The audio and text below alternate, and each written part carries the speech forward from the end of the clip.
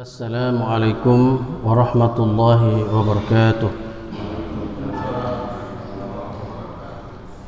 Innal hamdalillah nahmaduhu wa nasta'inuhu wa nastaghfiruh wa na'udzu billahi min shururi anfusina wa min sayyiati a'malina.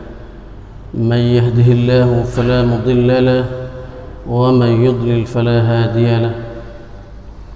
أشهد أن لا إله إلا الله وحده لا شريك له وأشهد أن محمدا عبده ورسوله لا نبي بعده. اللهم صل على محمد وعلى آله وأصحابه ومن تبعه ومواله. أما بعد، قال الله تعالى في القرآن الكريم: أعوذ بالله من الشيطان الرجيم. يا أيها الذين آمنوا اتقوا الله وقولوا قولا سديدا يصلح لكم أعمالكم ويغفر لكم ذنوبكم ومن يطع الله ورسوله فقد فاز فوزا عظيما. وقال رسول الله صلى الله عليه وسلم: فإن أحسن الحديث كتاب الله وخير الهدي هدي محمد صلى الله عليه وسلم وشر الأمور محدثاتها إلى آخر الحديث. Para ikhwan kaum muslimin rahimakumullah, alhamdulillah kita bersyukur kepada Allah Subhanahu wa taala atas limpahan nikmatnya. Mudah-mudahan tiap langkah kita dalam kehidupan ini tercatat di sisi Allah sebagai amal yang soleh. Amin ya rabbal alamin. Dan salawat serta salam semoga Allah limpahkan atas Nabi Muhammad SAW dan orang-orang yang senantiasa mengikuti sunnahnya hingga yaumil qiyamah. Amin ya rabbal alamin. Pada kesempatan siang hari ba'da zuhur ini, mari kita sejenak untuk sama-sama thalabul ilmi dalam rangka memperkuat dan memperkokoh keimanan dan keislaman kita. Pada kajian kitab yaitu pada bab atau fasal taqwa dari kitab Riyadhus Shalihin ini. Maka marilah kita sama-sama menekuni kajian kita hingga menjelang asar nanti insyaallah.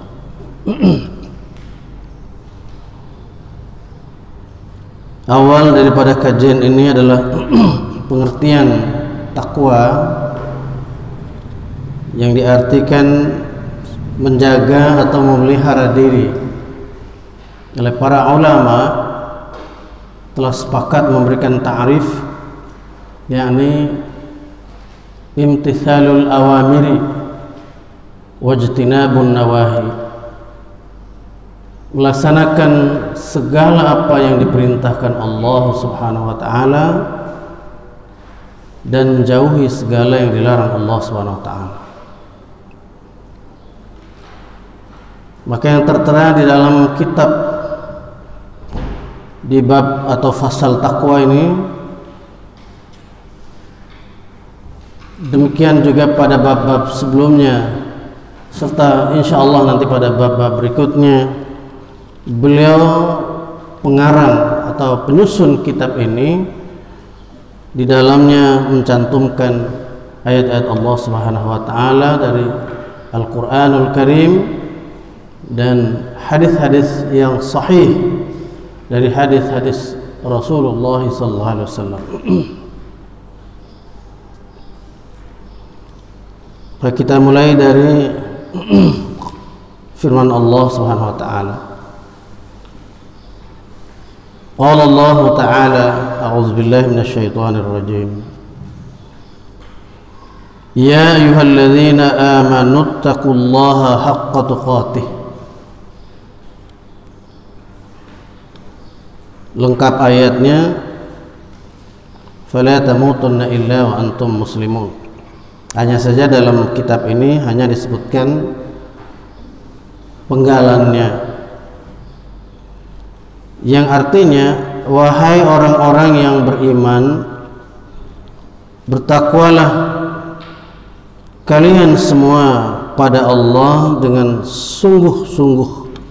Arti takwa, dengan sungguh-sungguh bertakwa. Lanjutan ayat ini, fala tamutunna illa wa antum muslimun, wala tamutunna illa wa antum muslimun. Janganlah kalian meninggal dunia melainkan dalam keadaan muslim. Surah Ali Imran ayat yang ke-102. Selanjutnya, waqala Allah Ta'ala, dan berfirman Allah Subhanahu wa Ta'ala, fattaqullaha mastata'tum. Bertakwalah kepada Allah sekuat tenagamu. Surah di dalam At-Taghabun ayat yang ke-26. Bertakwalah kepada Allah sekuat tenagamu, atau dengan kata lain, sekemampuanmu. Catatan di sini bukan sekemauan, tapi sekemampuan. Ya. Bila manusia memiliki kemampuan melaksanakan, misalkan ada orang membawa suatu barang dengan bobot 50 kg, maka kemampuannya 50 kg. Tidak dibuat-buat atau tidak dientengkan. Jangan sampai orang memaksakan melebihi daripada kemampuan. Ini istita'ah, kemampuan manusia. Kemudian firman Allah selanjutnya, wa qala ta'ala, ya ayyuhalladzina amanu taqullaha wa qulu qawlan sadida. Di dalam surah Al-Ahzab ayat yang ke-70. Wahai orang-orang yang beriman, bertakwalah kalian kepada Allah, wa qulu qawlan sadida, dan ucapkanlah perkataan yang sadid. Perkataan yang sadid yaitu perkataan yang lurus. Perkataan yang lurus ini adalah perkataan yang terdapat di dalam tuntunan Allah Subhanahu wa taala sendiri di dalam kitabullah. Maka sebaik-baik perkataan itu adalah kitabullah. Sebaik ucapan manusia itu kitabullah. Ya. Fa inna ahsanal hadithi kitabullah. Sungguhnya sebagus-bagus ucapan itu kitab Allah. Wa khairal hadyi hadyu Muhammadin sallallahu alaihi wasallam. Sebaik-baik teladan Nabi Muhammad sallallahu alaihi wasallam.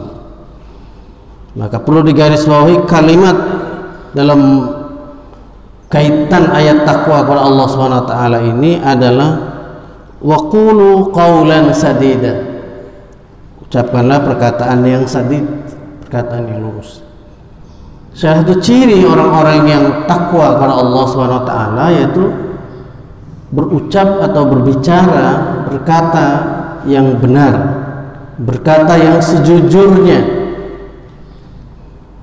Yang halal dikatakan dia halal berdasarkan standar daripada Rabbul Alamin yang membuat syariat hukum di dalam kehidupan seluruh manusia dan jin di muka bumi. Yang haram dikatakan haram. Jadi tidak boleh berucap sesuatu yang ragu, harus sesuai dengan ketentuan syariat Allah SWT. Yang mana yang benar, yang mana yang salah, yang mana yang hak, yang mana yang batil, semuanya ada dalam tuntunan Allah SWT.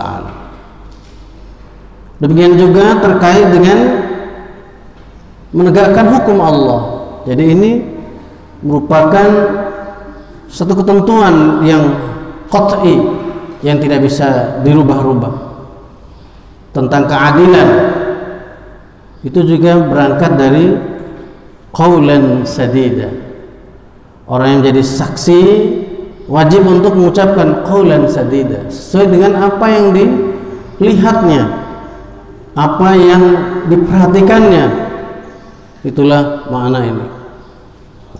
Demikian juga yang memberikan putusan, para hakim apabila memberikan putusan harus dengan adil. Nah, adil itu berangkat dari qaulan sadida, perkataan yang lurus. Begitulah syariat Allah Subhanahu wa taala membimbing kita dengan takwanya. Salah satunya adalah dibimbing dengan kewajiban harus berucap perkataan yang lurus. Di dalam ayat Allah Subhanahu wa taala ini ada kaitannya, yaitu ayat 71. Yuslih lakum a'malakum wa yaghfir lakum dzunubakum wa may yuti'illaha wa rasulahu faqad faza fawzan 'azima. Itu hikmah di balik manfaat salah satu wujud takwa dalam kehidupan manusia, yaitu wujud takwa itu adalah melaksanakan perintah wa qulu qaulan sadida. Niscaya Allah akan berikan balasan. Yuslih lakum a'malakum, Allah akan memperbaiki amal-amal kalian. Tentu impian dari semua manusia dalam hidup ini, para hamba Allah, kaum muslimin dan muslimat, itu adalah beramal sebagus-bagus di muka bumi ini, dalam kehidupan ini. Karena itulah Allah Subhanahu wa taala memberikan tolak ukur bagi kehidupan yang baik itu adalah liyabluwakum ayyukum ahsanu amala, untuk menguji manusia itu dalam hidup ini siapa yang ahsan amalnya, siapa yang lebih baik, lebih bagus amalnya. Yuslih lakum a'malakum, ya, membaguskan amal-amal kalian itu apabila kita berkata jujur, berkata benar, qaulan sadida.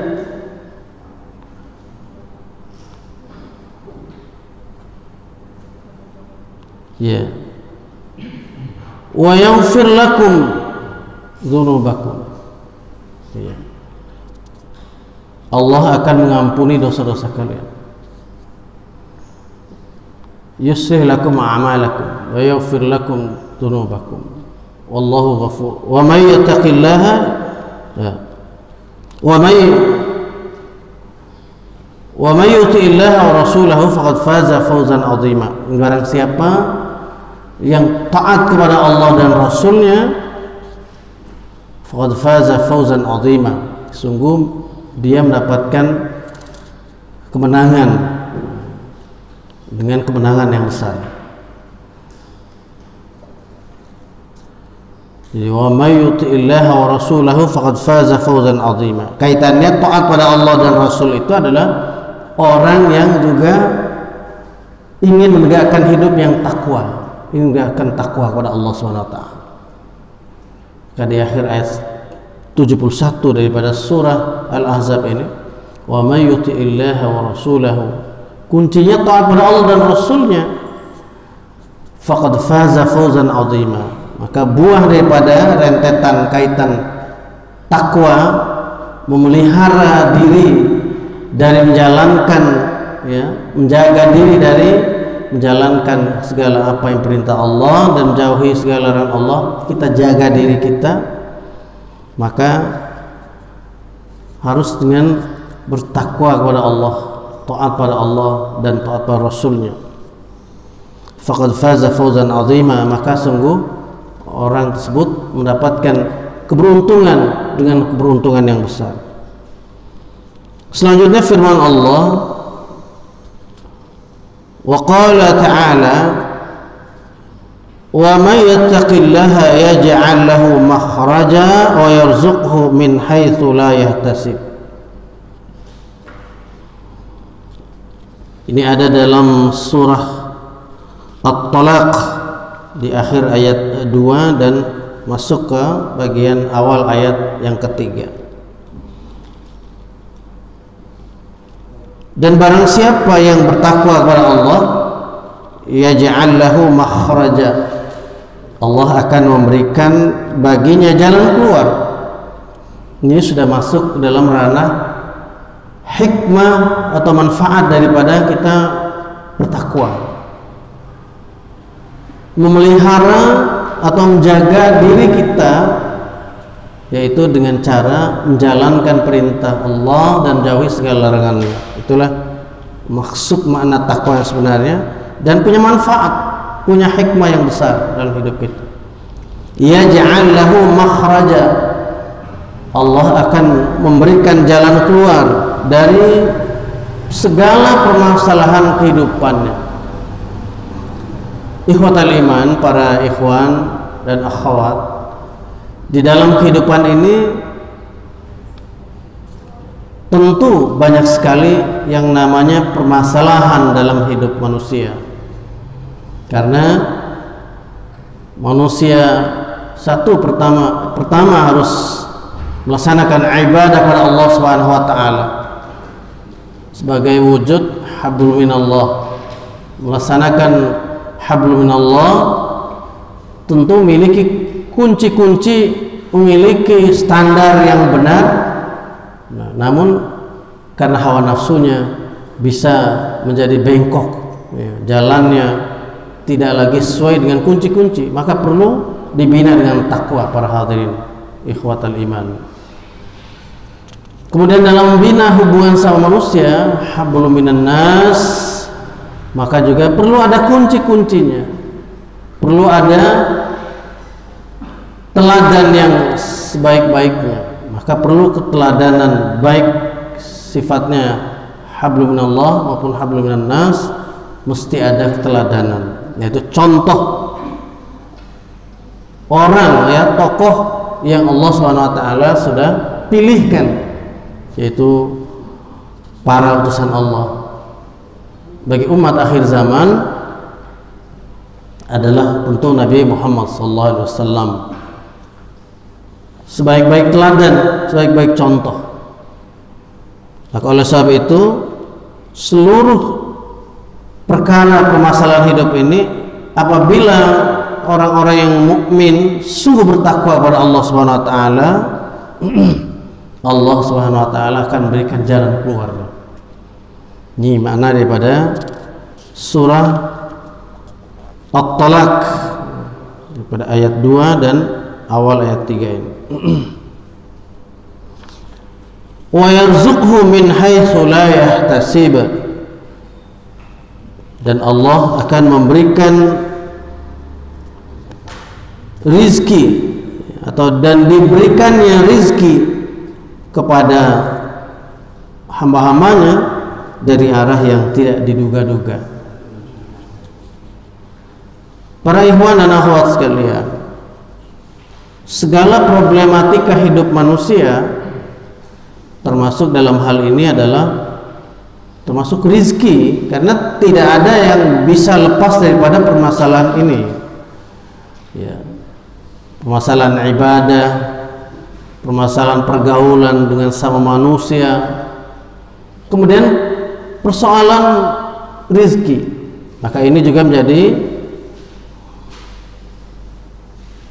akan menjadi ujian bagi manusia, sebab ada yang akan disempitkan Allah SWT rizkinya, dan Allah juga akan memberikan kelapangan rizki bagi sebagian. Tentu Allah yang maha tahu, yang maha alim, kenapa rizki manusia itu diberikan tidak semuanya sama.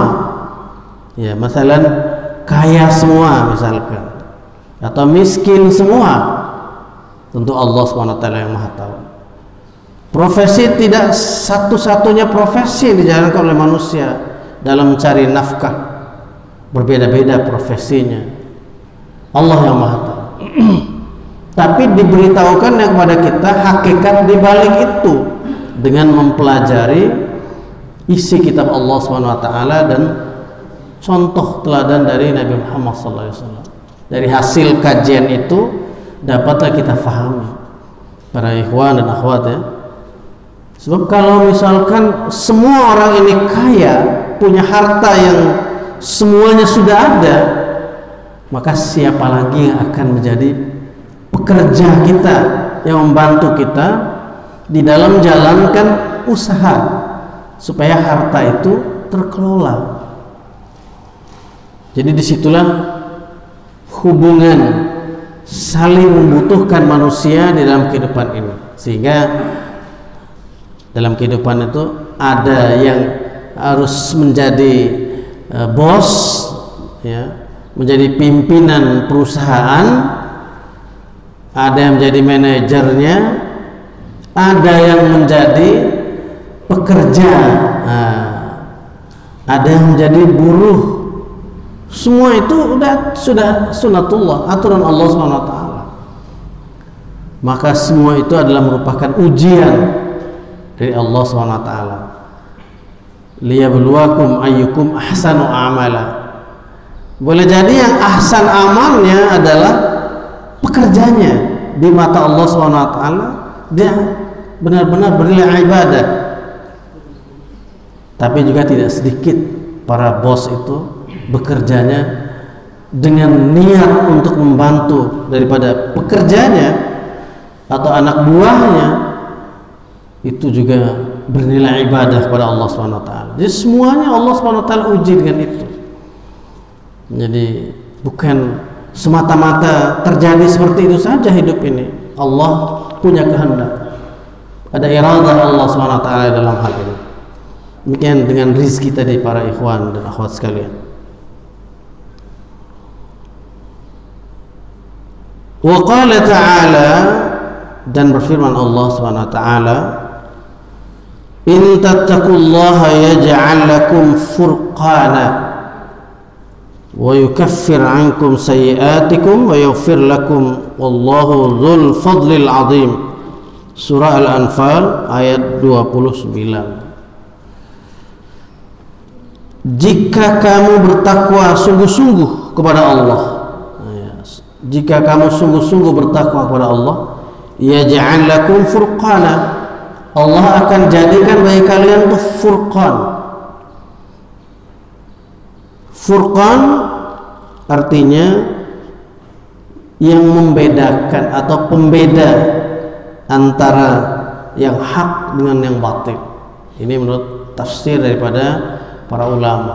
Jadi furqan itu maknanya adalah pembeda. Pembeda yang menentukan orang itu takwa atau tidak takwa. Pembedanya adalah hak dan batil yang dijalankannya, bukan pembeda yang umum sifatnya, seperti dibedakannya warna kulit. Itu perbedaan yang bukan dimaksudkan di sini. Perbedaan bahasa bukan. Jadi bahasa itu adalah pelengkap untuk komunikasi satu dengan yang lain.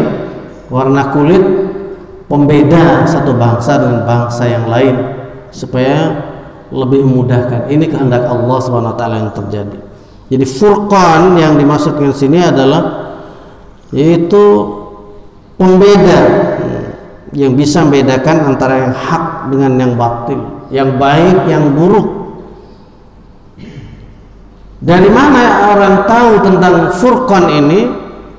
Tentu saja dari ilmu Allah, dari Al-Quranul Karim dan sunnah Rasulullah SAW. Tidak serta-merta semua manusia ini tahu yang mana hak, yang mana batil, yang mana benar, mana salah. Kalau hanya mengandalkan kemampuan manusia ini berpikir saja. Manusia ini menginginkan, ingin merumuskan ini benar, ini salah. Allah tidak memberikan beban seperti itu. Sebab nanti akan lahir berbagai macam pendapat. Yang orang bilang beda kepala beda isinya. Ya, lain kepala lain pemikirannya, lain orang lain pemahamannya. Maka Allah SWT memberikan petunjuk yang jelas tentang hak batil. Berarti kaitannya Furqan ini adalah satu, harus ada dasar petunjuk Allah. Yang kedua, harus akal manusia yang menerimanya dengan bersih tanpa campuran dari hawa nafsunya. Sebab kalau sudah kemasukan hawa nafsu, petunjuk yang benar pun akan diabaikan karena harus mengikuti nafsu, keinginan. Ya. Semula orang sudah menyenangi makanan yang haram, contohnya, karena belum ada petunjuk yang jelas, mengikuti kebiasaan di dalam kehidupannya, di dalam budaya setempat. Ya. Yang dia tahu mungkin beda antara yang apa itu yang diharamkan Allah, masalan darah misalnya, hurrimat alaikumul maitatu waddamu walahmul khinzir dan seterusnya ayat. Ada di situ diharamkan oleh Allah bangkai, kemudian darah daging babi dan seterusnya ayat. Salah satu saya contohnya, darah dari binatang yang disembelih, ya, itu yang diharamkan Allah SWT dimakan. Nah, terus bagaimana kalau darah itu sudah dibekukan sehingga menjadi seperti panganan? Ya udah, ini mirip-mirip seperti daging, ya.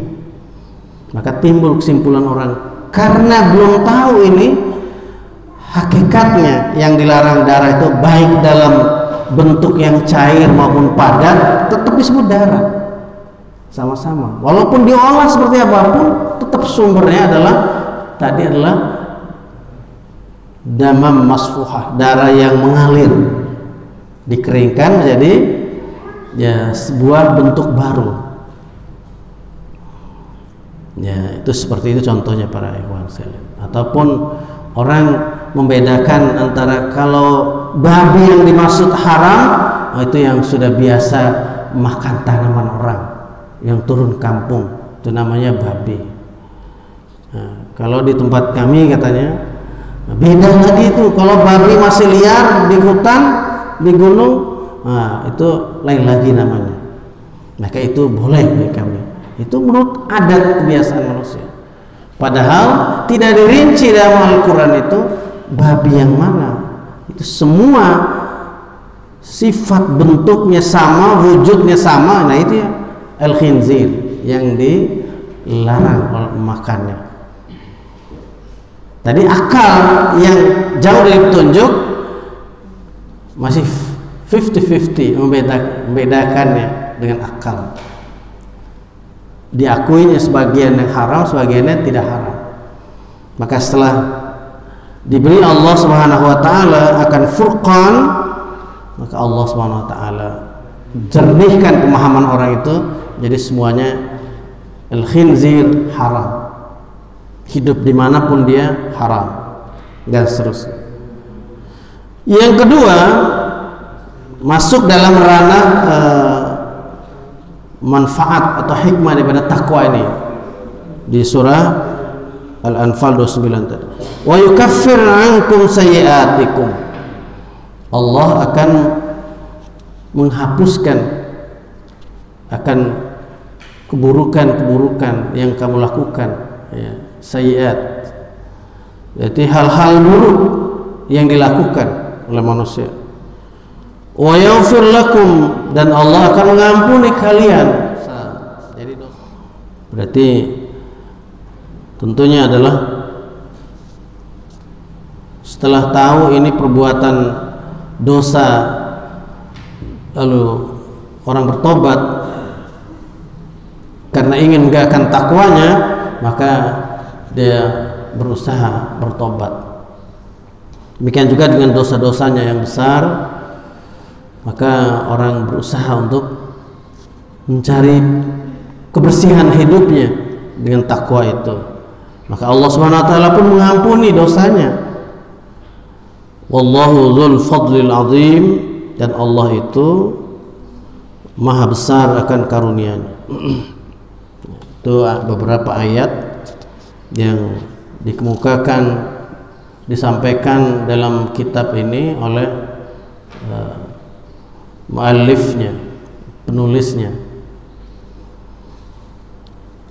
Maka berikutnya para ikhwan dan akhwat sekalian, tentang hadis Rasulullah SAW. Mohon maaf, saya minum sebentar. Bismillah.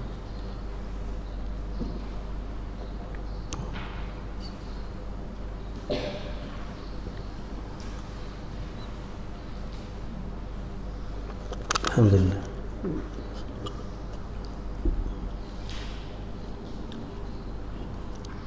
Masuk ke dalam hadis ya para ikhwan dan akhwat. Bismillahirrahmanirrahim. Hadis pertama, an Abi Hurairah radhiyallahu anhu qala, dari Abi Hurairah semoga diridhai Allah baginya, dia berkata, qila ya Rasulullah, ditanya wahai Rasulullah, berarti ini ada orang bertanya, ditanya orang pada Rasulullah SAW, man akraman nas, siapakah gerangan yang orang yang termulia, siapa manusia yang termulia, itu pertanyaan. Qala, bersabda Rasulullah sallallahu alaihi wasallam, ya, atqahum, yang bertakwa di antara mereka. Faqalu, maka orang-orang yang tadi bertanya kepada beliau berkata lagi, si penanya tadi, laisa an hadza nas'aluk, bukan hal ini yang kami maksud, kami tanyakan pada engkau ya Rasulullah. Jadi bukan persoalan takwa atau tidaknya, itu maksud diulang lagi oleh si penanya tadi.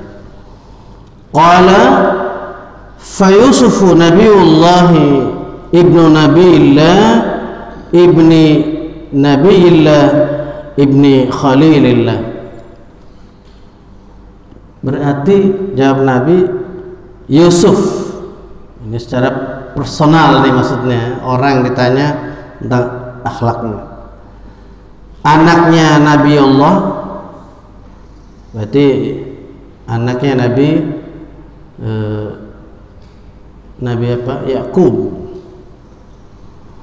Ibni Nabiillah, berarti Yakub anaknya Nabi Ishak. Ya. Kemudian ibni Khalilillah, anaknya Khalilullah, yaitu Nabi Ibrahim. Nabi Ishak anak Nabi Ibrahim. Qalu, mereka bertanya lagi atau berkata lagi, laisa an hadza nas'aluk, bukan yang ini yang kami maksudkan jawaban Anda wahai Rasulullah. Nah, qala, maka bersabda Rasulullah sallallahu alaihi wasallam, fa'an ma'adini al-arabi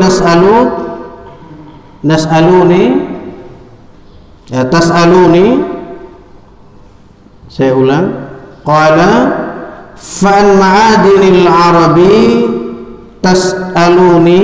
Nah, beliau mengatakan, tentang turunan bangsa Arab kah yang kau tanyakan kepada aku? Nah, seperti itu jawaban Nabi.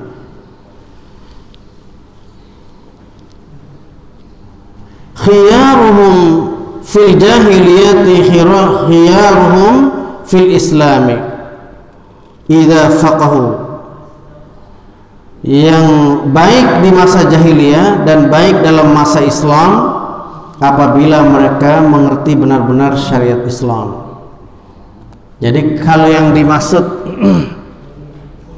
yang ditanya itu adalah tentang perihal yang baik di kalangan bangsa Arab ini. Nah, itu penghususan maksudnya ya. Kalau tadi itu orang, kalau ini bangsanya. Nah, apakah yang dimaksud tentang bangsa Arab ini yang kalian tanya? Ya, maka rupanya ini yang dimaksud oleh penanya tadi, tentang bangsa Arab ini, karena mereka sudah hidup sebelum Islam, sebelum masuk Islam datang pada masa Rasulullah SAW. Maka sekarang mereka hidup pada masa di mana Rasulullah SAW memimpin umat seluruh jagat raya termasuk bangsa Arab. Yang baik di masa jahiliyah dan yang baik dalam masa Islam, yakni Islam yang sekarang ini didakwakan oleh Rasulullah SAW. Nah, itulah orang yang baik yang dimaksudkan dalam pertanyaan Anda semua tadi, kira-kira seperti itu. Ya. Muttafaqun alaih. Ya. Muttafaqun alaih sama dengan rawahu al-Bukhari wa Muslim. Itu sama. Diriwayatkan ini hadis oleh Imam Al-Bukhari dan Imam Muslim. Maka lazimnya dalam mustalah hadis, maka kalau diriwayatkan oleh kedua imam, ya imam yang disebutkanlah imam yang terdepan, ya, yang paling masyhur di antara imam-imam hadis adalah Al-Bukhari dan Muslim. Maka disepakati namanya muttafaqun alaih. Manusia seolah-olah berat untuk menyadari asal kejadiannya dari Adam dan Hawa. Juga berat untuk menyadari bahwa asal kejadiannya dari tanah dan dari air. Kemudian jika telah menyadari asal kejadiannya dari itu, maka dengan alasan apakah untuk melebihkan dirinya dari orang lain? Ini komentar ataupun keterangan ini terkait dengan pertanyaan, ibaratnya siapa manusia yang paling baik, kemudian siapa orang khusus yang paling baik, diterangkan semua oleh Rasul. Kemudian ternyata yang dimaksud adalah bangsa Arab dalam kehidupannya, seperti apa mereka di zaman jahiliyahnya, seperti apa mereka di zaman ketika mereka telah kedatangan Islam zaman Nabi Muhammad SAW. Jadi maksudnya kami garis bawahi bahwa Islam itu telah ada sejak zaman Nabi Adam alaihissalam.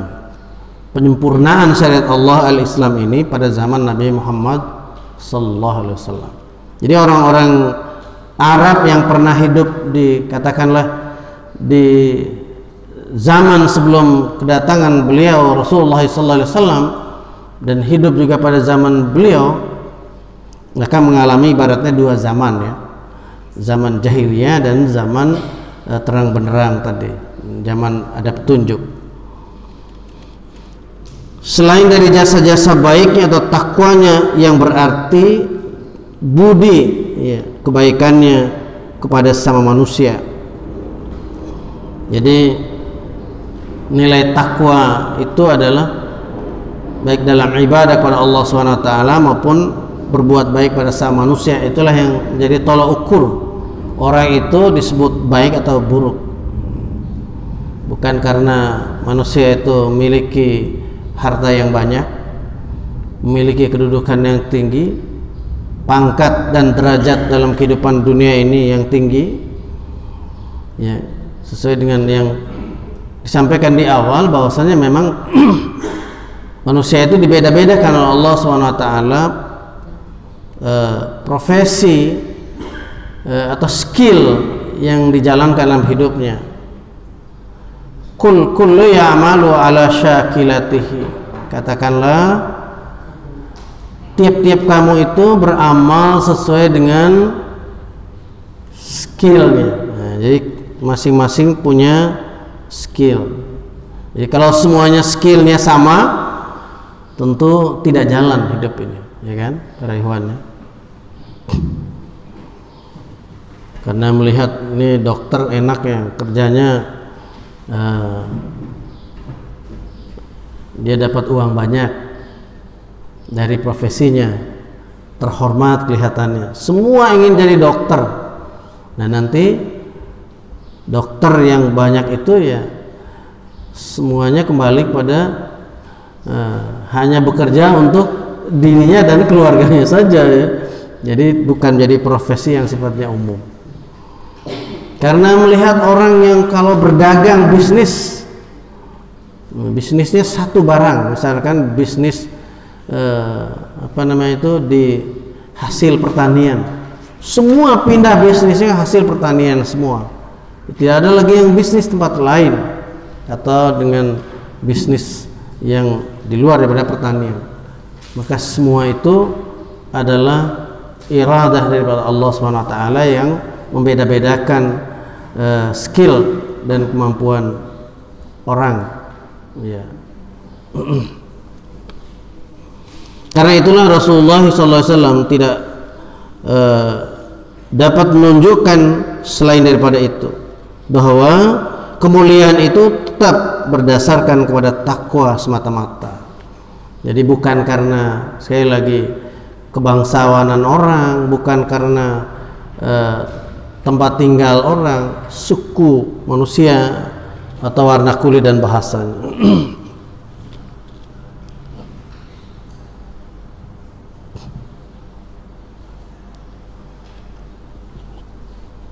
Baik, kita lanjutkan. Itu hadis yang pertama, Pak. Hadis yang kedua, An Abi Sa'id Al-Khudri radhiyallahu anhu, dari Abu Sa'id Al-Khudri radhiyallahu anhu, anin Nabi sallallahu alaihi wasallam, bersumber dari Nabi Muhammad sallallahu alaihi wasallam, qala, bersabda Nabi sallallahu alaihi wasallam, inna dunya hulun khadiratun wa inna allaha mustakhlifukum fiha. Ya, sampai di situ dulu. Sesungguhnya dunia ini sangat manis dan indah, menarik perhatian. Ya. Dan Allah menyerahkannya kepada kamu, ya, untuk dilihat. Ya. Fayanzuru kaifa ta'maluna. Ya. Untuk dilihat bagaimana kamu berbuat. Fattaqud dunya, karena itu berhati-hatilah dalam kehidupan dunia. Wattaqun nisaa, dan berhati-hatilah perihal wanita, perihal para wanita. Terutama ini kaitannya adalah an-nisa, ini adalah suami yang menjaga perempuan, dalam hal ini adalah istri, karena kata an-nisa. Fa inna awwala fitnata bani Israil kanat fin nisa, rawahu Muslim. Sungguhnya pertama fitnah atau ujian bagi Bani Israel terjadi dari karena kaum wanita, dari para istri mereka. Ya baik para ikhwan, pertama adalah ujian yang terkait dunia ini adalah tentang mengelola dunia ini, alam ini. Jadi orang akan jadi sangat ambisi untuk menggarap dunia ini. Melihat gunung, orang ambisi untuk mengelola gunung-gunung, menggali barang-barang yang terkandung dalamnya, dan menggunakan ya pohon-pohon ataupun tumbuh-tumbuhan yang bertumbuh di hutan di gunung itu untuk menjadi komoditi dalam kehidupan. ya, itu jadi rebutan. Ya. Maka ada istilah, kalau hutan maka ada hak penggunaan hutan, ya. Di dalam sebuah pengelolaan negara itu ada HPH namanya, hak pengelolaan hutan. Jadi bisa saja nanti hak berubah menjadi HPH, hak penggundulan hutan nanti, ya. Padahal hak pengelolaan hutan sebenarnya, bukan penggundulan. Ya. Jadi hutan itu dikelola, tanaman yang sudah layak ditebang pohonnya ya ditebang, jangan sampai gundul sehingga menimbulkan erosi, menimbulkan banjir di mana-mana akibat daripada penahanan humus sudah mulai dan sudah hilang di pegunungan. Efeknya kepada wilayah pemukiman manusia yang ada di dataran rendah misalnya, seperti itu. Ya kan, terjadi kerusakan ekosistem bagi kehidupan manusia. Jadi ini perlu ada keseimbangan dalam pengelolaan ini. Nah, ini begitu orang melihat laut juga berkeinginan untuk menjadi penguasa untuk mengelola lautan. Melihat sawah ladang seperti itu dalam kehidupan manusia itu.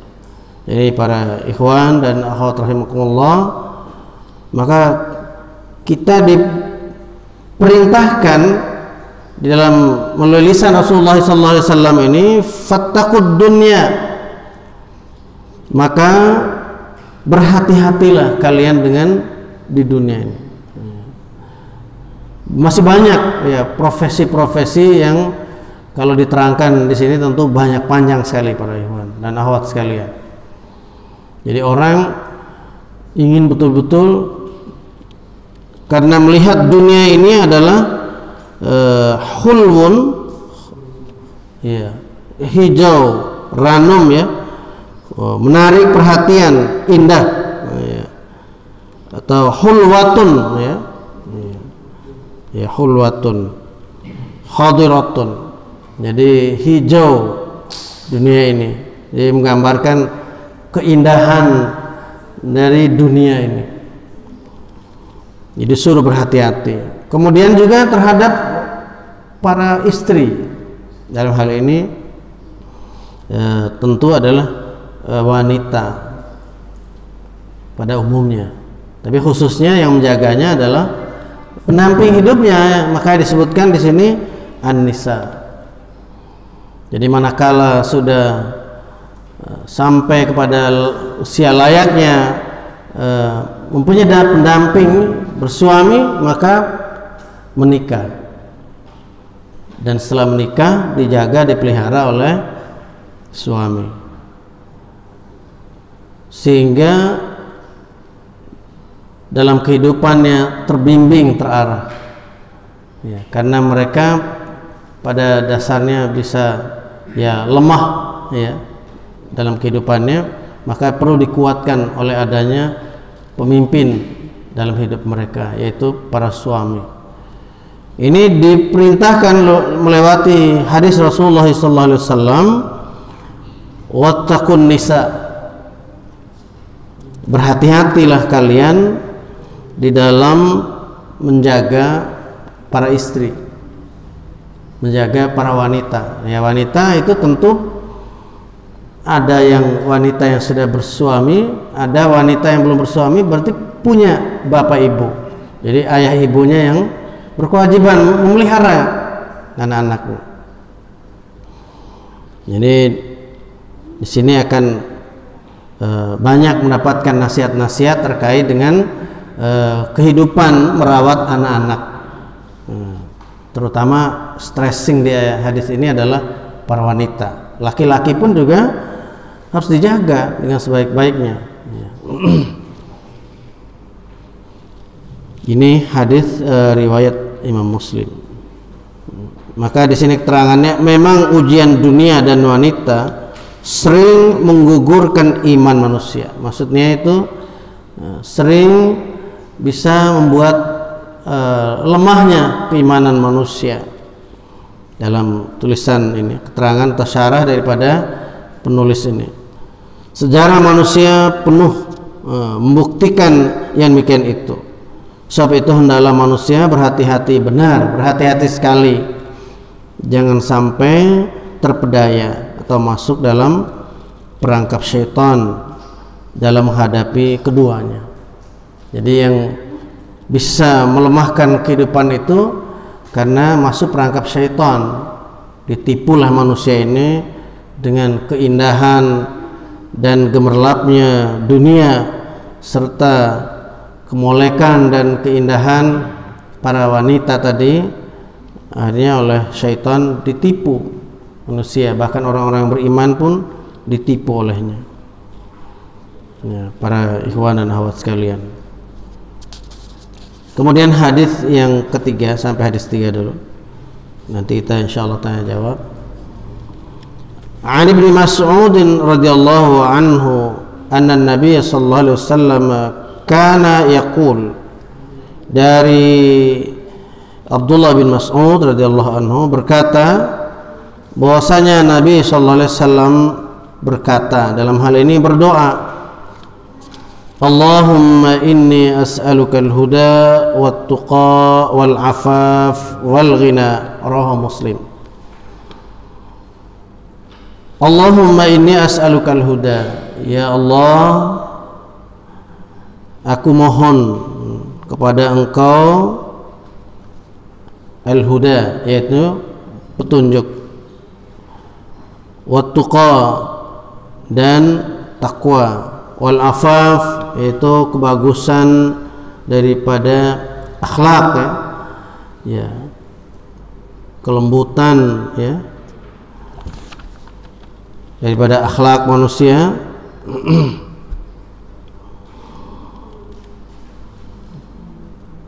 kesopan santunan, wal ghina, dan kekayaan. Hadis riwayat Muslim. Sungguhnya doa yang diajarkan oleh Rasulullah SAW demikian singkat, akan tapi meliputi segala kepentingan hidup. Pertama adalah hidayah, meliputi segala jalan ikhtiar sehingga selamat dari kesesatan hidup. Takwa berarti waspada dari dan hati-hati serta teliti. Kesopan santunan berarti menjaga kehormatan diri sehingga tidak terjerumus ke dalam lembah kerendahan akhlak, ya, kerendahan kehidupan. Kekayaan meliputi kekayaan hati maupun kekayaan harta. Dan keempat macam permintaan itu semua hajat butuhan manusia yang tidak dapat ditinggalkan satu pun daripadanya. Jadi artinya hajat terhadap 4 masalah ini, ya, mau tidak mau akan dibutuhkan oleh manusia dalam hidupnya, sehingga walaupun singkat, permohonan ini adalah meliputi seluruh lini kehidupan manusia. Alhamdulillah. Barangkali sampai di sini dulu, kita berikan waktu sejenak untuk para ikhwan dan akhwat, mungkin ada pertanyaan terkait ayat-ayat dan hadis tadi. Fadhal. Bismillah. Sebentar.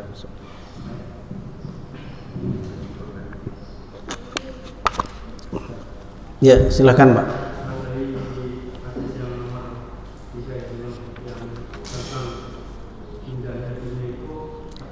Yang kedua, hadis kedua, ya. Berkorelasi dengan Quran surat Al-Imran ayat 14, masih ada hubungan atau ya.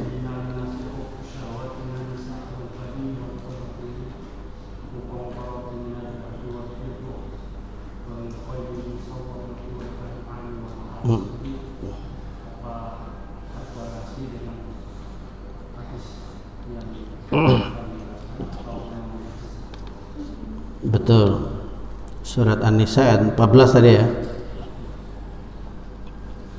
Jadi zuyyina lin-nasi hubbus syahawati minan nisa'i wal banina wal qanatiril muqantarati minadh dhahabi wal fiddah wal khailil musawwamati wal an'ami wal harth dzalika mata'ul hayatid dunya, sampai akhir ayat.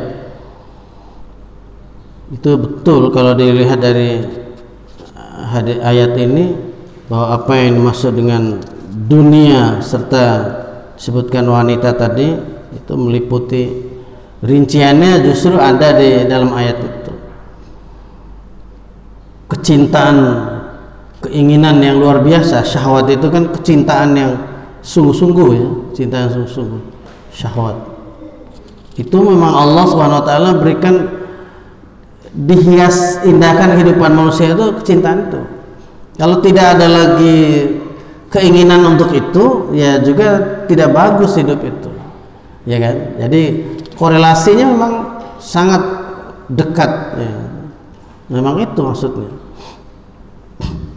Tidak dilarang manusia itu mengelola bumi ini, tidak dilarang, hanya perlu berhati-hati. Tidak dilarang manusia saling, ya, antara laki-laki dan perempuan mencintai, tetapi harus dikelola hidup ini dengan sebaik-baiknya, dengan cara yang disyariatkan. Ya, tidak salah orang kalau sudah menikah mempunyai anak turunan, keinginannya tidak salah. Tapi yang salah itu apabila pertama tentang harta benda tadi itu tidak mengantarkan manusia kepada takwa Allah, melainkan banyak memberi madarat dalam kehidupannya dengan menggunakan harta bukan di jalan Allah, tapi di jalan-jalan untuk memuaskan hawa nafsunya, memuaskan hawa nafsu, terutama pada jalan yang haram. Jadi punya harta yang banyak tidak digunakan untuk infak, untuk sedekah, untuk berzakat lebih banyak, akan tapi lebih banyak untuk minimal dibuang-buang sia-sia. Nah itu kan, jadi kalau orang sudah punya harta banyak, nanti keinginannya minimal dengan hal-hal yang sia-sia tadi. Di antara hal-hal sia-sia itu, perintahnya diperintahkan dalam Al-Quran itu makan dan minum, ya. Wa kulu washrabu wa la tusrifu innallaha la yuhibbul musrifin. Makanlah dan minumlah kalian, jangan berlebih-lebihan. Kalau bukan makanan, bukan minuman, jelas tidak bisa diukur sampai sejauh mana berlebih-lebihan. Seperti halnya nih, orang menghirup dakhan, ya, atau menghirup dukhan, menghirup asap, jadi dukhan. Kayaknya disebutnya orang menghirup dukhan itu at-tadkhin. Jadi kan sia-sia yang dihirupnya dan tidak bisa ditakar, ya. Berapa puluh batang yang dihirup itu baru bisa sampai kepada kenyang, nggak bisa diukur. Berarti ini sudah masuk catatan menyia-nyiakan harta. Bahwa salah satu daripada yang merusak hidup kita ini, yang dibenci oleh Allah, dibenci oleh Rasulnya adalah yaitu menyia-nyiakan harta. Ya, jadi makanya perlu dengan harta yang banyak itu, manusia yang takwa itu harus mengarahkan nih harta ini harus dikembalikan ke jalan Allah Subhanahu wa taala dengan berzakat, berinfak, bersedekah, kemudian mencari supaya harta ini bernilai jariah untuk membangun masjid, untuk membangun madrasah, membangun pengembangan dakwah, mobilisasi para alim kita, para dai kita, para ustadz kita. Itu seperti itu diarahkan harta itu. Jadi keinginannya Seperti itu keinginan orang-orang takwa itu. Bagaimana saling mengangkat derajat di antara orang-orang beriman, itu keinginannya. Jangan sampai terlihat bahwa dia bermandikan harta banyak, sementara saudara muslimnya kelihatan sekali bahwa dia miskinnya. Nah, jadi ini bagaimana nih tanggung jawab dalam hal memiliki harta. Kemudian yang kaitannya dengan perempuan tadi adalah tentu harus dijaga dengan sebaik-baiknya supaya jangan sampai terulang sejarah yang menimpa Bani Israel, kerusakan yang diakibatkan oleh pergaulan yang salah daripada wanita. Ya, kesatu pergaulan yang salah itu adalah zina yang mereka sukai. Perempuan-perempuan berbuat fahsya, yaitu seorang perempuan menyenangi perempuan lain, fahsya, perbuatan buruk, ya, perbuatan tidak bermoral. Ya. Juga laki-laki juga seperti itu, ada yang laki-laki mendekati laki-laki. Jadi ini perbuatan lesbian dan perbuatan homoseksual tadi. Jadi mereka punya suami, tetapi dia senang keluar bersama dengan sesama perempuannya, sehingga merusak tatanan Islami hidup bahagia suami istri. Sementara wanita-wanita Bani Israel pada saat itu mereka suka kumpul-kumpul sama perempuan dan saling jatuh cinta perempuan dan perempuan. Nah, layaknya kecintaan istri kepada suami atau suami pada istri, seperti itu. Nauzubillah min dzalik. Jadi ini benar, simpulannya itu punya korelasi yang sangat-sangat kuat.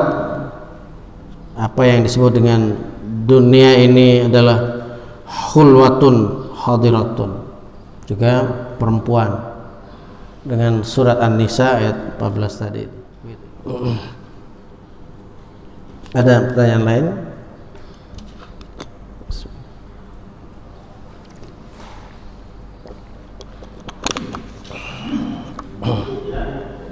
Fadal.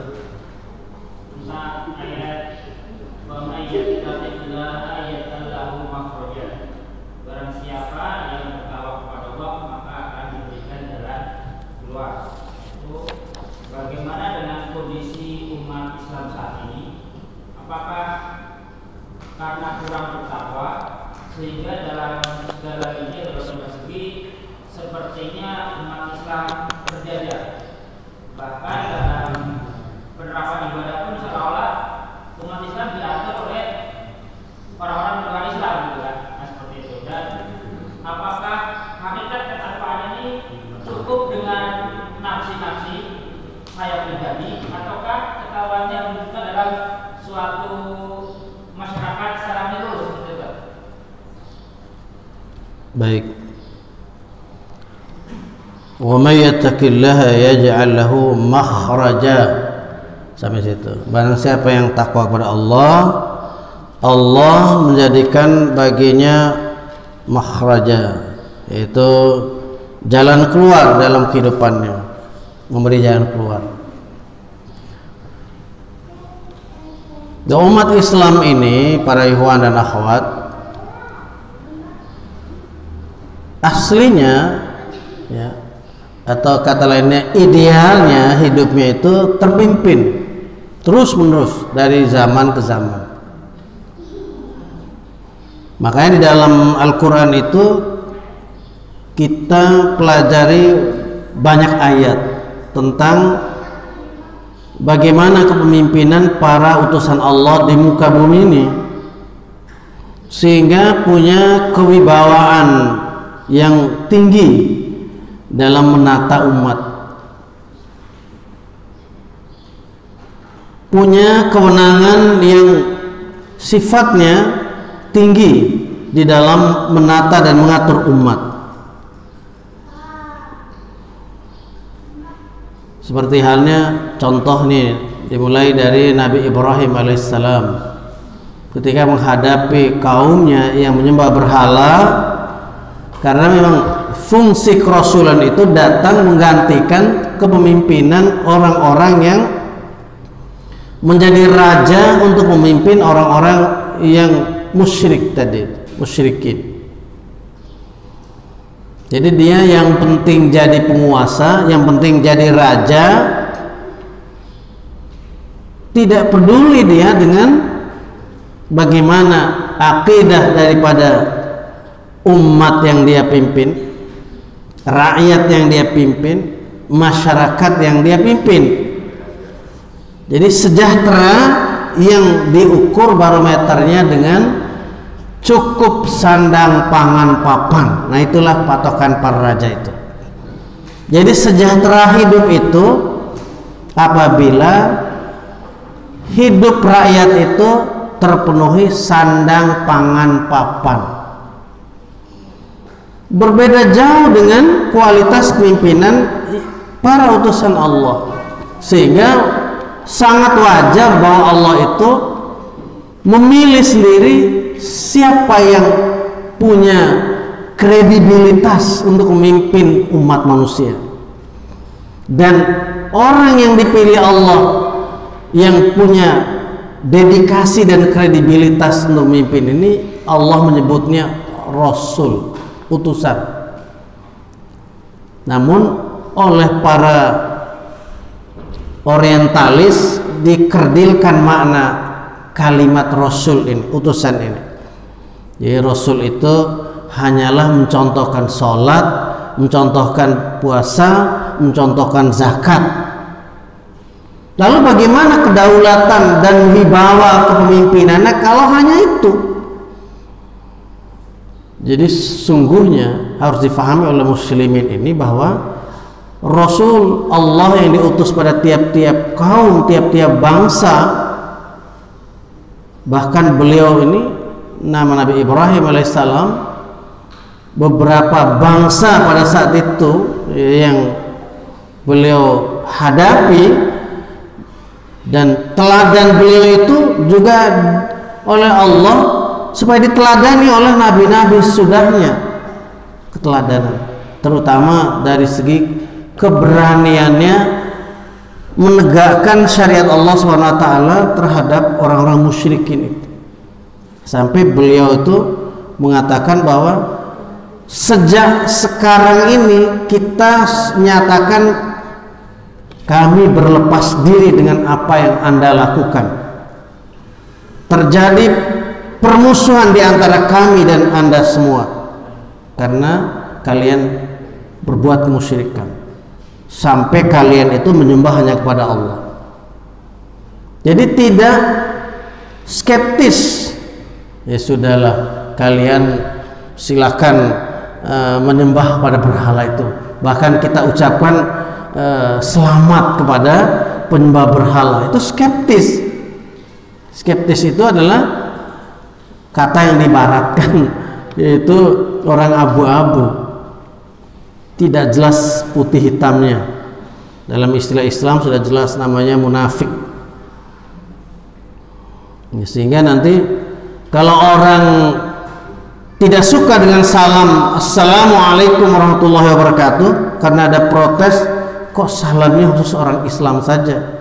Mestinya diberikan pemahaman salam itu tuh untuk seluruh yang ada, terutama karena adanya muslim. Kalau sekiranya tuan-tuan itu tidak muslim dan kami muslim berbicara di hadapan Anda, maka contoh Rasul yang diutus Allah di muka bumi ini, kami mengucapkan salamun ala manittaba'al huda.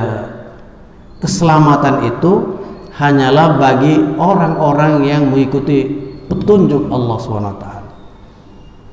Jadi seperti itu. Tapi sekarang pengejawantahannya jauh dengan itu. Jadi orang karena mempertahankan eksistensi kedudukannya, jabatannya, jadi dia mengikuti saja maunya orang. Salamnya sampai 5 atau minimal 4 atau 5 atau 6 salam. Iya. Jadi kalau orang-orang di luar Islam mengucapkan salam padamu, maka cukup jawab waalaikum. Jadi misalnya mereka salam pada kita, assalamualaikum, kita jawabnya waalaikum. Tidak ada kata salam di dalamnya. Sebab itu kalimat sudah disebutkan oleh Rasulullah SAW. Salamun ala man ittaba'al huda. Jadi jangan kita meniru-niru. Jadi kita harus furqan, mengambil garis demarkasi, pemisah antara hak dengan batil. Bukan berarti tidak boleh kita hidup bermasyarakat bersama, tapi dalam urusan kepemimpinan, urusan ibadah kepada Allah Subhanahu wa taala ini ada urusan besar, sehingga sejarahnya tidak ujuk-ujuk kok tiba-tiba muslimin menolak kepemimpinan di luar Islam. Bukan tiba-tiba, sejak dari zaman Nabi Adam Allah sudah sebutkan sebagai khalifah di muka bumi. Memang muslimin itu wajib dipimpin oleh sama muslimnya hidupnya. Jadi seperti itu. Jadi manakala seperti yang ditanyakan oleh ikhwan tadi, bahwasanya Allah apakah tidak memberikan makhraja kepada kita sekarang ini, itu karena dosa-dosa? Ya, jawabannya memang Allah Subhanahu wa taala sudah pasti memberikan jalan keluar. Tetapi Allah meminta kepada kita sekalian ini, suruh kita semua ini untuk takwa kepadanya. Syaratnya takwa. Barang siapa yang takwa kepada Allah. Jadi salah satu poin takwa itu adalah menegakkan kepemimpinan umat Islam dengan benar. Jadi tidak kepemimpinan yang sifatnya kolaborasi. Jadi semua orang itu berhasrat, bersyahwat, berhasrat tinggi untuk memimpin, meskipun mereka itu bukan orang yang dikehendaki Allah Subhanahu wa taala untuk memimpin. Maka dimulai dari diutusnya para rasul, karena itu kehendak Allah untuk menggantikan kepemimpinan yang dasarnya adalah hawa nafsu semata, ingin mendapatkan dunia ini sebanyak-banyaknya, ingin mendapatkan kekayaan sebanyak-banyaknya. Tujuannya bukan untuk membuat manusia ini makmur dalam arti yang sebenarnya, bukan sekedar terpenuhi sandang pangan dan papan saja orang makmur jaya hidup itu, tapi yang paling utama adalah pembinaan takwa kepada Allah Subhanahu wa taala. Jadi takwa itu bagaimana? Standarnya diantaranya adalah orang-orang yang betul-betul menegakkan sholat. Jadi bukan sholat yang main-main, bukan sholat yang sahun, tapi sholat yang khusyuk. Ya, sholat yang khusyuk memberi dampak kebaikan. Orang terus-menerus melaksanakan kebaikan dan membuang jauh-jauh keburukan, maksiat-maksiat. Jadi bagaimana disebut takwa? Apabila pemimpin itu menghalalkan judi, menghalalkan zina, menghalalkan minum-minuman keras. Bisakah ini disebutkan dalam definisi takwa? Ada yang bilang, ya ini kalau terpaksa ya nggak apa-apa. Minuman keras halal dijual belikan. Wah, ini belum terpaksa apanya. Ya, masih banyak jalan yang lain kita untuk mendapatkan, kita gali potensi yang ada di alam ini dengan sebaik-baiknya. Dan kita telusuri jalan daripada harta pemberian Allah itu kemana larinya, kemana perginya, dengan sebaik-baiknya pengawasan atau muraqabah secara ilmiah, secara ilmu. Ya, tentu itulah yang menyebabkan terhalangnya kita ini mendapatkan makhraja itu, makhraja, jalan keluar.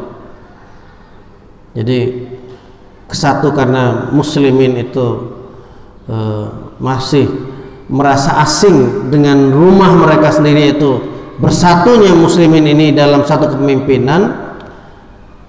Yang kedua, diserahkannya dengan rela kepemimpinan sifatnya kolaborasi, bercampur aduk. Sedangkan dulu ketika Khalifah Umar bin Khattab diundang oleh raja yang menguasai Baitul Maqdis pada saat itu, ketika diundang hadir Umar bin Khattab dengan kesahajaan beliau, kesederhanaan beliau, dengan pakaian yang sangat di luar dugaan mereka. Dipikir namanya Umar bin Khattab yang namanya menggelegar, menggetarkan Persia dan Romawi itu, dipikir ini songkoknya saja ini penuh bintang misalnya, bajunya ini penuh emas, berlian, intan. Bayangan mereka, bintang jasa semua di dada, di mana-mana. Ternyata pakaian jubah lusuh biasa yang beliau pakai untuk masuk ke Baitul Maqdis. Kira-kira sekarang orang masuk Baitul Maqdis saja dengan gagah terhormat, saya kira pimpinan negara manapun juga sulit rasanya kita lihat penampakannya seperti apa. Tapi kita tetap berharap nanti insya Allah pemimpin umat Islam, imamul muslimin, dengan kehormatan hadir ke sana sebagaimana pendahulunya Umar bin Khattab. Insya Allah itu janji Allah. Ini yang mengundang itu mau menyerahkan kunci Baitul Maqdis, bahwa kepemimpinan harus beralih kepada yang layak memimpinnya. Coba, ini sadar mereka. Sekarang yang mimpin di sana siapa? Yang petentang-petentang dengan senjatanya adalah itu aparatnya Zionisme internasional, Yahudi, jelasnya orang Yahudi, Bani Israel, Yahudi Bani Israel. Sebab ada Yahudi itu yang bukan Bani Israel juga, tapi tokohnya Yahudi itu adalah Bani Israel, para ikhwan. Bani Israel itu turunan daripada Nabi Israel, Nabi Yakub. Nah itu yang menjaga. Imam-imam sholat tidak ada wibawanya di hadapan mereka, nggak dihormati. Ya, berbeda dengan di Makkah, di Madinah.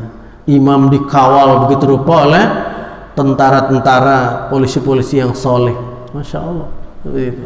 Kalau di Palestina, di Baitul Maqdis, ya, dan kata orang yang lain, imam di masjid itu saja tidak dipandang oleh mereka. Pemimpin negara manapun datang ke situ harus atas seizin dan rekomendasi pimpinan mereka. Pimpinan yang orang tidak tahu siapa pemimpinnya, sebab raja-raja, presiden-presiden tunduk di bawah kendali dia, kan seperti itu para ibu. Tapi Umar bin Khattab saat itu datang dengan wibawa yang tinggi luar biasa.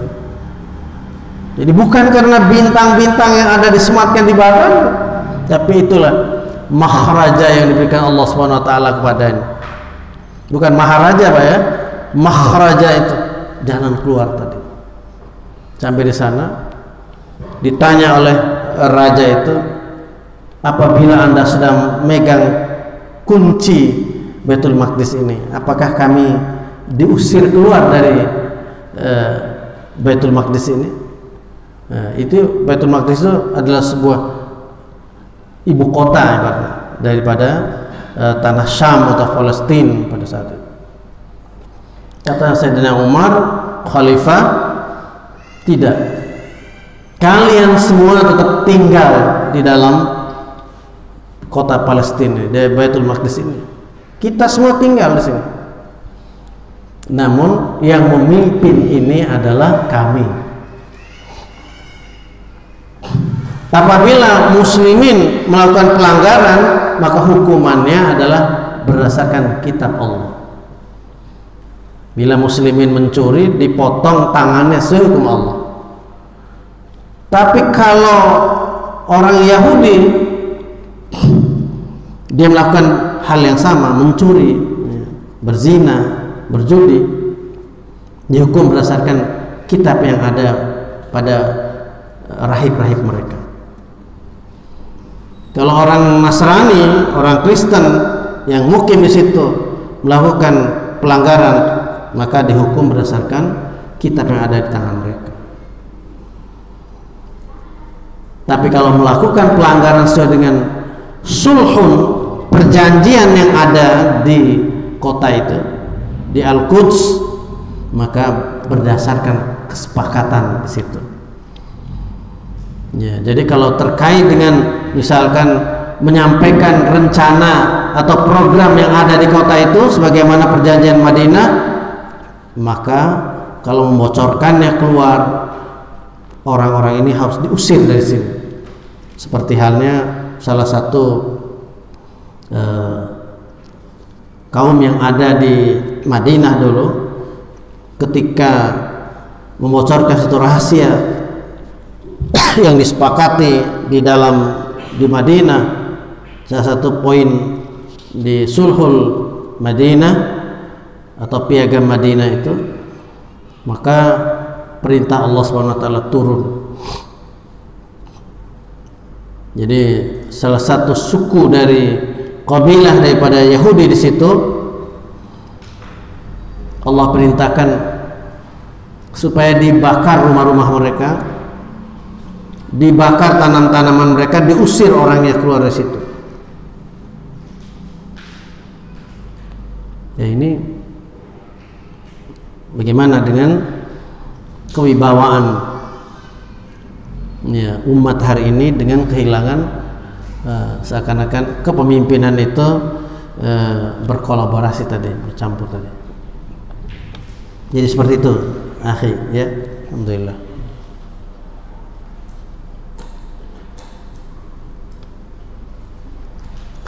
Bismillah.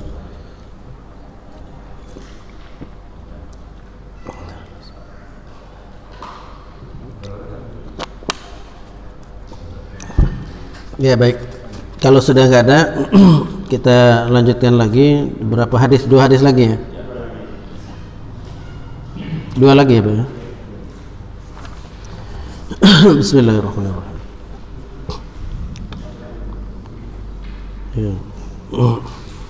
An Abi Tarifin Adi ibni Hatim At-Ta'i radhiyallahu anhu qala, dari Abu Tarif Adi bin Hatim At-Ta'i radhiyallahu anhu berkata, sami'tu Rasulullah sallallahu alaihi wasallam yaqul, aku mendengar Rasulullah sallallahu alaihi wasallam bersabda, man halafa ala yaminin thumma ra'a atqalillahi minha falyati taqwa.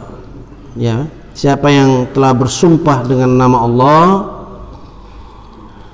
tidak akan berbuat sesuatu, kemudian ia berpendapat bahwa sekiranya ia berbuat apa yang telah disumpahkan tidak dilakukan itu, lebih dekat pada takwa, maka harus merubah sumpahnya dengan menebus sumpahnya, yaitu mengerjakan kafarah, ya.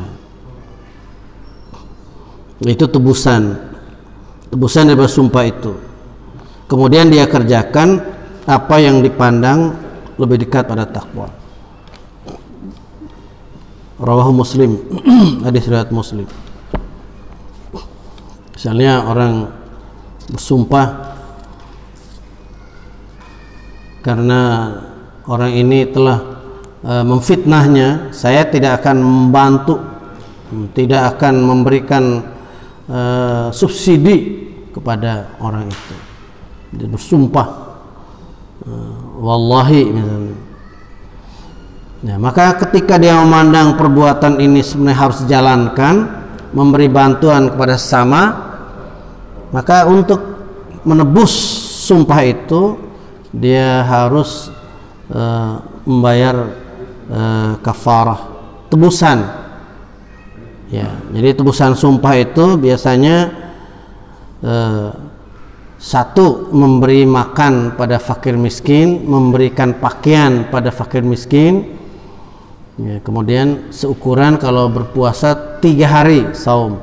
Kalau tidak ada yang berikan makan, ya wajib berpuasa 3 hari. Itu kafarah. Sekecil-kecilnya kafarah seperti itu. Memberikan 3 orang untuk makan, ya. Memberikan 3 pakaian misalnya, seperti itu kafarah. Atau diganti 3 hari saum. Jadi kafarah seperti itu. Ada sebesar-besarnya kafarah itu adalah seperti orang yang menggauli istrinya di siang hari di bulan Ramadan, berpuasa 2 bulan berturut-turut. Kalau tidak bisa, ya dengan merdekakan seorang budak muslim, seorang budak. Kalau tidak, dia wajib memberi makan 60 fakir miskin. Itu kafarah semua itu, menebus sumpah minimal dengan 3 hari berpuasa, memberikan 3 orang makan dan atau 3 orang pakaian. Yang terakhir hadisnya, hadis kelima, An Abi Amamah Sudai ibni Ajlan al-Bahili radhiyallahu anhu qala, Abu Umamah Sudai bin Ajlan al-Bahili radhiyallahu anhu qala, dia berkata, sami'tu Rasulullah sallallahu alaihi wasallam yakhutubu fi hijjatil wada faqala, aku mendengar Rasulullah sallallahu alaihi wasallam dalam khutbah Hujjatul Wada atau Hijjatul Wada pada haji wada, haji perpisahan, ya. Satu-satunya haji yang jadi dilaksanakan secara mutlak sempurna dalam kaifiatnya. Ada juga 1 tahun atau 2 tahun sebelum itu dilaksanakan haji, tapi tidak sampai dilaksanakan, hanya tahallul di salah satu tempat miqat, yaitu di tempat yang diadakan perjanjian Hudaybiyah, di salah satu tempat di luar kota Makkah, sehingga sekarang ini namanya adalah miqat Hudaybiyah. Jadi orang bisa mengambil miqat untuk umrah, biasanya umrah itu di Hudaybiyah.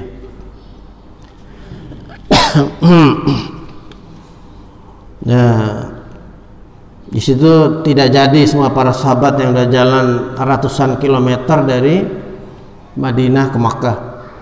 Maka terjadilah haji wada pada tahun ke-9 daripada hijrahnya Rasulullah sallallahu alaihi wasallam. Riwayat yang masyhur. Karena tahun ke-10 hijrah beliau belum sampai pada musim haji, beliau wafat. Beliau Rasulullah SAW wafat. Nah, kita lanjut. Faqala ittaqullaha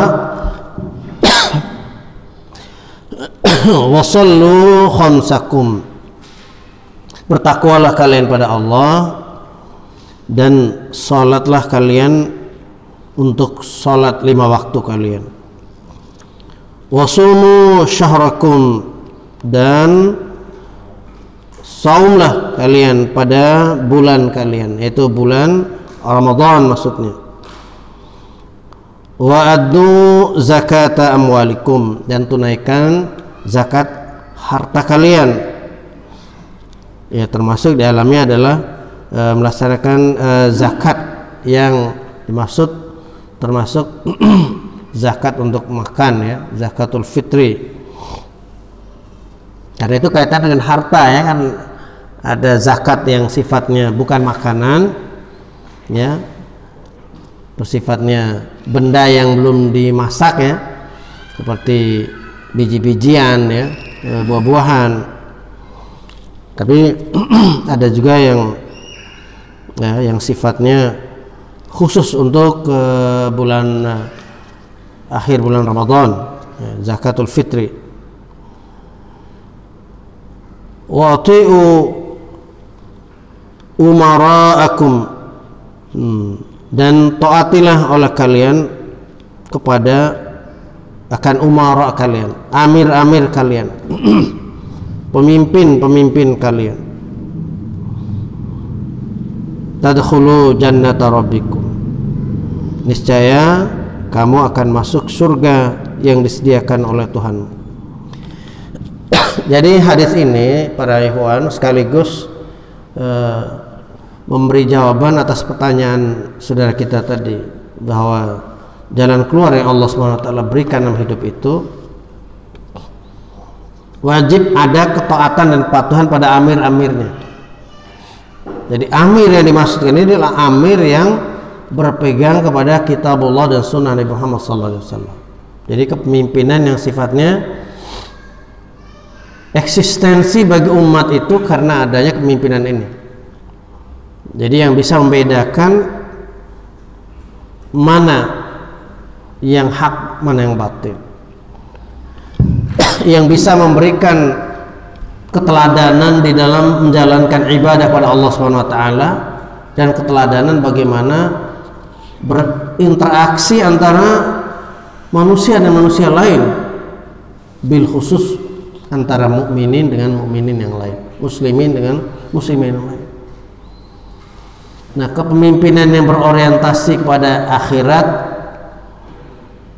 dan menjalankan kehidupan dunia sesuai dengan apa yang diperintahkan Allah dan dicontohkan oleh Rasulnya, nah itulah amir-amir ini. Jadi amir-amir itu adalah kepanjangan tangan daripada kepemimpinan para rasul. Setelah kepemimpinan para rasul, yaitu khalifah dan khalifah, pengganti kepemimpinan inilah yang sangat berhati-hati dalam memimpin dan sampai mendapatkan murka Allah, menggunakan harta dari Allah SWT. Tidak ada harta ini kalau bukan dari Allah SWT, tidak ada. Yang hasil pengelolaan manusia semuanya dari Allah. Ketika orang menggali batu-batu mulia di dalam tanah, menggali keping-keping emas di dalam gunung-gunung, nah itu semua yang disiapkan Allah SWT bagi manusia, wajib dikelola dengan sebaik-baiknya. Yang orang bilang dilola, katanya ya, dilola. Uang yang diamanatkan orang untuk melakukan ibadah, nah, pengelolaannya ya untuk ibadah itu saja, jangan dialihkan ke tempat yang lain. Jangan dibilang sudah dikelola dengan baik. Tidak ada perjanjian sepakatan untuk itu, jangan dilakukan. Itu baru selamat gitu di dalam mimpi. Makanya yang bisa selamat dari kepemimpinan ini adalah yang tidak bisa ditipu dengan hubud dunia, kecintaan pada dunia, dan karahiyatul maut, takut akan mati. Tapi orang-orang yang semata-mata memimpin itu karena takwa kepada Allah SWT. Nah, itu yang bisa menjadi amir-amir yang dimaksudkan di sini. Jamaknya adalah umara. Amir jamaknya umara. Kalau sudah ibadahnya dikontrol, sholat Jumatnya dikontrol, ya, ini bukan malah ditiadakan, dikontrol aja, diatur supaya bagaimana orang itu melakukan sholat seperti yang sekarang, jaga jarak, cuci tangan, jaga jarak, pakai masker, ya kan? Diatur itu aja, jangan kita berlebih-lebihan. Semuanya kembali kepada tawakal pada Allah SWT. Kita sudah berusaha dan kita kembalikan semua urusan ini pada Allah SWT. Kita sudah melaksanakan pun, ya tetap ada yang namanya penyakit. Ya, semuanya itu Allah Subhanahu wa taala yang memutuskan. Seganas apapun penyakit, kalau Allah belum takdirkan manusia itu meninggal dunia, ya tidak akan meninggal. Seremeh apapun orang pandang penyakit, kalau Allah sudah takdirkan meninggal, ya meninggal dunia. Jadi semuanya harus kembali, semuanya itu karena Allah semuanya. Kita ini hanya berikhtiar menjalankan, jangan berlebihan. Kita berani memfatwakan bahwa ini karena ganasnya ini penyakit, masjid pun harus tutup. Nah ini kan perlu, kalau dikoreksi begini, ini kita harus terima dengan lapang dada. Jangan menganggap bahwa wah ini usulan yang buruk, ini tidak baik, wah ini mau nyepelekan orang, tidak. Sebab ini kita harus berijtihad dengan sebaik-baiknya, supaya jangan sampai nanti menjadi berat di sisi Allah SWT tanggung jawab kita. Jadi amir-amir itu selayaknya mengatur sebagaimana yang Rasulullah SAW katakan, suruh bertakwa kepada Allah, tetap menjalankan sholat 5 waktu, termasuk dalam halnya sholat Jumat. Jangan sampai masjid ditutup dan sampai masjid tidak ada sholat Jumat. Nah ini bagaimana ini pertanggungjawaban dari Allah Subhanahu wa taala dengan cara mengambil istimbat. Kalau menurut kami ya harus sedikit ditinjau kembali bagaimana cara beristimbat itu yang bisa sama-sama kita semuanya bisa tunduk kepada aturan Allah Subhanahu wa taala dan kesepakatan dalam kehidupan ini. Jadi di akhir hadis ini disebutkan bahwa niscaya kamu akan masuk surga yang disediakan oleh Allah Subhanahu wa taala, Tuhan kamu. Hadis riwayat Imam At-Tirmidzi. Jadi mungkinlah para ikhwan, karena ini waktu sudah hampir beberapa menit lagi ya. Maka cukup ya, kita sudahi. Silakan.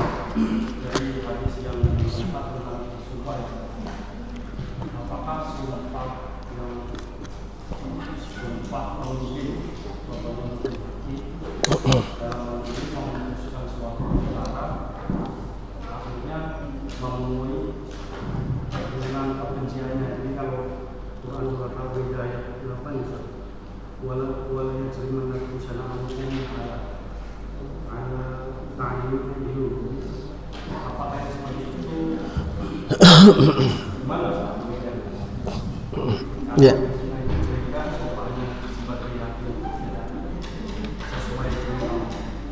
Ya. Jadi semua sumpah, kalau tadinya dia bersumpah-sumpah bahwa ini orang ini melanggar, padahal tidak melanggar, berarti ini dia berdosa. Dan ini termasuk dia apabila sudah menyadari bahwa ini perbuatannya berdosa, maka dia wajib membayar kafarah, wajib membayar kafarah, bayar denda. Apalagi ini menyangkut harkat hidup manusia ya. Orang dijebloskan di dalam tahanan, di dalam penjara karena putusannya, karena penetapan hukum yang tidak sesuai dengan prinsip keadilan. Ya, seperti itu. Jadi termasuk i'dilu wa aqrabu littaqwa. Berlaku adil, dan berlaku adil itu dekat dengan takwa. Dekat dengan takwa. Kalau tidak adil, jauh dari takwa, gitu maksudnya. Mafhum mukhalafah. Kalau tidak adil, jauh dengan takwa. Kalau orang jauh dari takwa, berarti jauh dari ridha Allah Subhanahu wa taala. Jadi simpulnya bahwa semua orang menyadari dengan sumpah itu, kalau dia sudah menyadari kebaikan di balik, kalau dia balik pada apa yang dia sumpah tadi itu lebih baik, maka dia harus mencabut sumpahnya. Ya, itu salah satu contoh pencabutan sumpah itu dengan bayar kafarah itu. Demikian Pak ya. Ya, cukup Pak. Ya, alhamdulillah. Langsung tutup. Ya. Baik para ikhwan dan akhwat, kita akhiri ta'lim pada siang hari ini dengan baca doa kafaratul majlis. Subhanakallahumma wa bihamdika asyhadu an la ilaha illa anta astaghfiruka wa atubu ilaik. Assalamualaikum warahmatullahi wabarakatuh.